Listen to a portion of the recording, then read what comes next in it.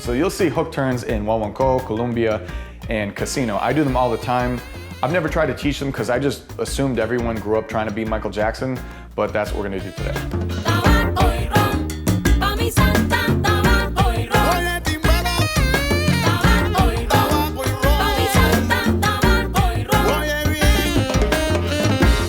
Full disclosure, I don't know the names for a lot of stuff. I just use words that make sense. So for me, a hook turn is any rotation where you're just turning on the spot like a screw. So you can step over with one foot, or you can step in back and then rotate. But when you're just rotating over your center, that for me is either a front or a back hook turn. I don't know if that's what they're called, but that's what I'm rolling with. The good part about these is that although the technique is kind of difficult to get used to, there's a drill I think you can do that will really help, because really the mechanics just come down to having a good control of your weight transfer in your center, because what you're really doing is just changing the weight from one foot slowly to another. So the drill that you can do is if you take your feet shoulder width apart and try to engage your core and make your feet feel active. So if you have to wiggle your toes or whatever you have to do to really get your feet activated, you're gonna be kind of like gripping the floor like talons. So once your feet feel activated, you just wanna kind of pretend like anything ankles and below is buried in wet sand. And then from there, you wanna have like an awareness of where the weight is in your foot and just kind of rock forward so that the weight in your feet goes more towards your toes, and then rock back so that it's further back on your heels. And you're just going back and forth, and you just kind of want to get a feel for how far forward you can go before you kind of lose your balance, and how far back. And through all this, you want to make sure that your core is engaged so that everything that you're doing with your feet transfers all the way up your body and you keep your balance. Because if your core is not engaged, you're just gonna kind of flop around and feel disconnected. Once you get a feel for that, you can do the same thing moving to the left side. So you'll feel your weight transfer to the outside of your left foot and the inside of your right foot.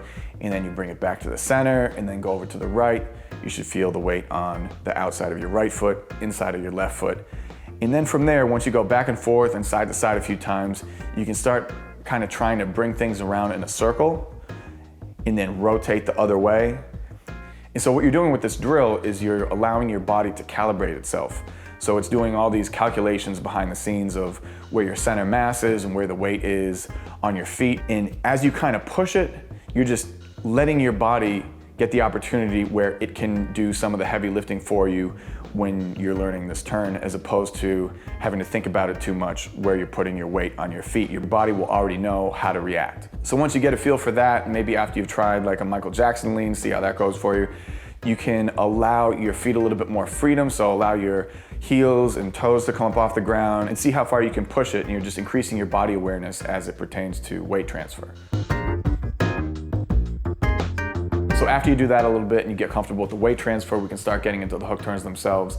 Just to keep everything easy for this video, this is gonna be a left foot hooking video only. So we'll be balanced on the right foot and step over with the left foot and rotate over the right shoulder, or stepping back with the left foot and rotate over the left shoulder. So obviously everything that we go over, you can apply to hooking with the right foot, but this is just to keep everything simple. You wanna make sure that you're wearing something that's kind to your knees. So either a pair of socks or slippy shoes. I wouldn't advise wearing a pair of sticky rubber-soled shoes like I always tend to end up doing like an idiot.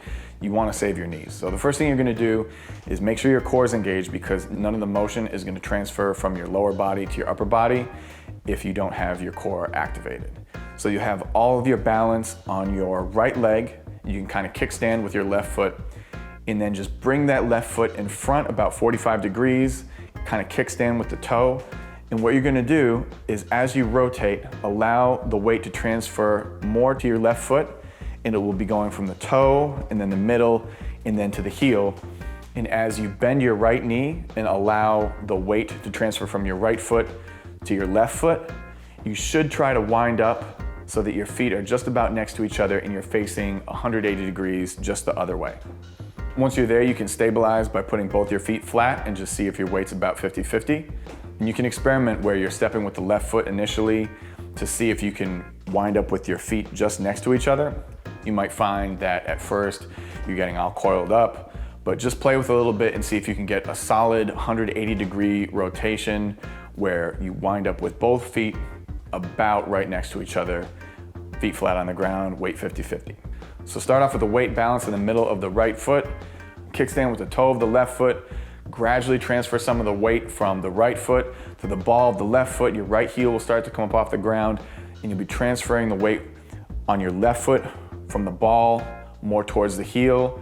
And then once you fully rotated, you can bring the right heel down.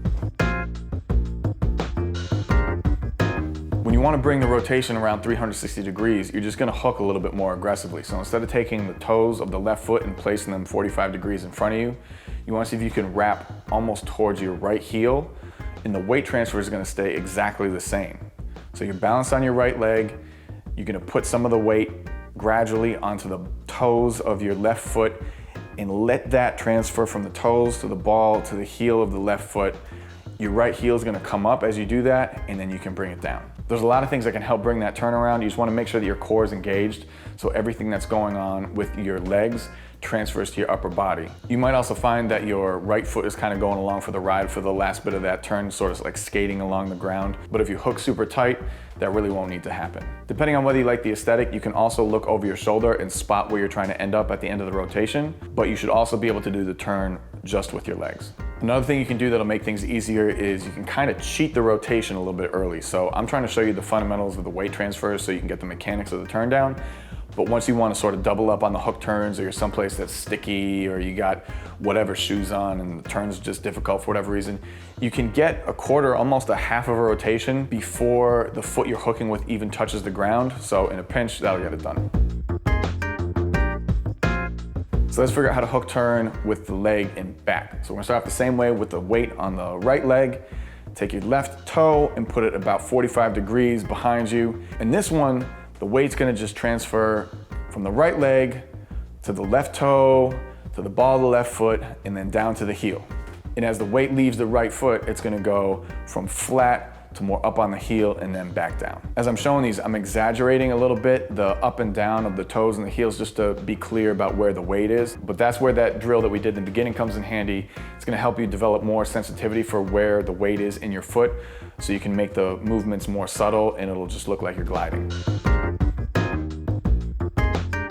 So when you want to take this turn 360 degrees, it's the same deal. You just want to hook a little bit deeper. So you're going to take the toes of your left foot and try to bring them behind your right leg, as close to the toes of your right foot as you can get. And then from there, the weight transfer stays exactly the same. You're going to be bringing the weight from your right foot, and as you do that, the weight of your right foot is going to go more towards the heel. The weight in your left foot is going to go from the toes to the ball of the foot to the heel. And then at the end, you can bring the toes of your right foot down and you'll have your weight 50-50 right in front of you.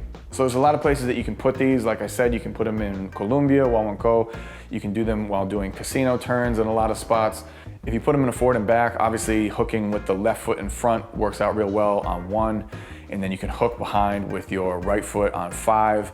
It's a good way to transition into incorporating Rumba. I think I have a video about that actually. And this is where I'm gonna change my posture. Huahuancó is very grounded and dance with soft knees and a little bit of a forward bend, which is known as a folkloric posture. Rumba is not up here. Rumba is more down here. So I've got more of a forward lean and softer knees. So I'm gonna do that with a drop. It's gonna come straight off the hook turn. 1, 2, 3, 5, 6, drop. And that's where I get into dancing Rumba. And again, there's a lot of ways to do these. You can actually step them out with 3 steps. You can add more rotation by allowing the actual momentum of the leg that's hooking to carry you around so you can double up on the turns. You can really do them any way that you want. The fundamental concept all comes down to weight transfer though. So that's why I'm a real big fan of that drill that we did in the beginning. And moreover, anything that you can do to help your body get more comfortable so you can take the dancing from your head and bring it more where it's supposed to be, that's always good. So that's it for today. I apologize for the delay. There'll be more coming soon. Things have been a little dicey. If you would like to support the channel to that end, I've got YouTube memberships with some perks at various levels if you want to check those out. From the live streams that I did during the lockdowns, people have also found the Patreon and Venmo and Cash App and been sending me very generous amounts of money, and I cannot tell you how much I appreciate it. If you are enjoying these videos, those are the people who are making them possible. And you could too. Don't you also want to bring joy to the lives of people? You can. Tom Brady is the greatest quarterback in the history of time, kid. See you on the next one.